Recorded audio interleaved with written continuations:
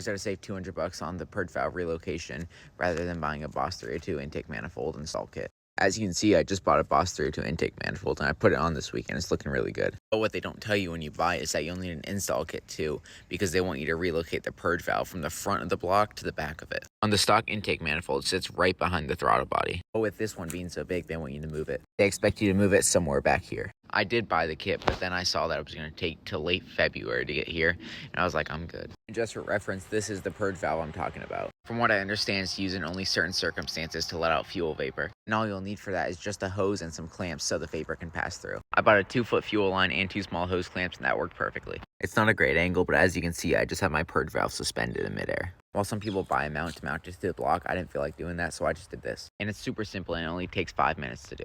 As you can see, you connect the hose to the opening on the purge valve, then you just clamp it down. And you do the same on this top part on the intake manifold, and when you get it, there will be a green cover on it. And getting on the intake manifold is easy, but getting on the purge valve, it's a bit tighter, so you have to squeeze it on there. But besides that, it's the same as a normal install, and it saves you about 200 bucks. And it saves you a lot of time because you don't have to reroute the wires and the hose that connects to the actual engine. So if you have any more questions, just let me know.